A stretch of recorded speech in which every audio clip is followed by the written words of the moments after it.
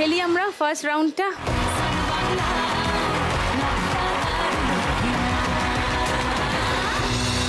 Minute সময় শুরু। বনশ্রী এখন কালি নিয়ে, এটা বেশ বড় আছে কিন্তু অত সময় নেই, ঘড়ির টিকটিক শুরু হয়ে গেছে। হ্যাঁ ফাটাফাট, বড়র দিকেই আছে, এক সাইজ নয় কিন্তু, দেখে তাড়াতাড়ি তাড়াতাড়ি।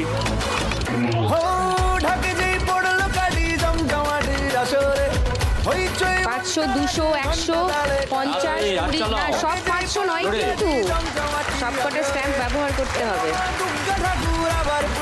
চালিয়ে যাও আরো জোরে।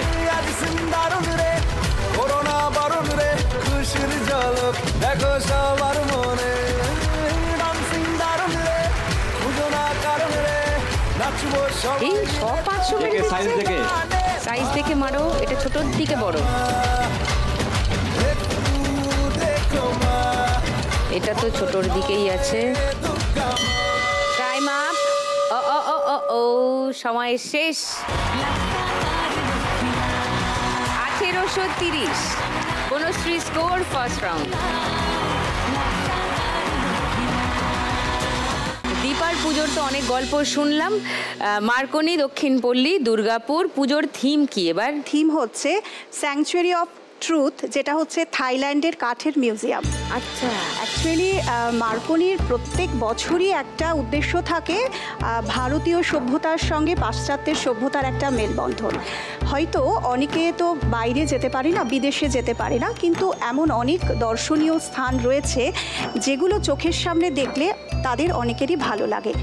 আমরা যেমন মাটির ফেলে দেওয়া জিনিসগুলো, যেমন মাটির গ্লাস বা থালা বা বাটি যেগুলো আমরা ইউজ করার পরে হয়তো ফেলে দিই, সেগুলো ফেলে না দিয়ে সেগুলো দিয়ে একবার মণ্ডপ সজ্জা করেছিলাম। গত বছর কর্ণাটকের চেন্নাকেশোয়া করেছিলাম, তার আগের বছর করেছিলাম বালির বাতুয়ান টেম্পল করেছিলাম। এই যে বিভিন্ন সময়ে আমরা এক একটা ঐতিহ্যকে তুলে ধরি। কখনো আবার নালন্দা বিশ্ববিদ্যালয়ে ধ্বংসাবশেষ, শুধুমাত্র যে মণ্ডপগুলো তৈরি করে দিই সেটা নয়, তার ইতিহাস প্রত্যেকটা রেকর্ডিং করে বলা হয়, এবং যারা দর্শনার্থী আসে মণ্ডপে তাদের কাছেও এটা অনেক বেশি আকর্ষণীয় এবং গ্রহণযোগ্য হয়।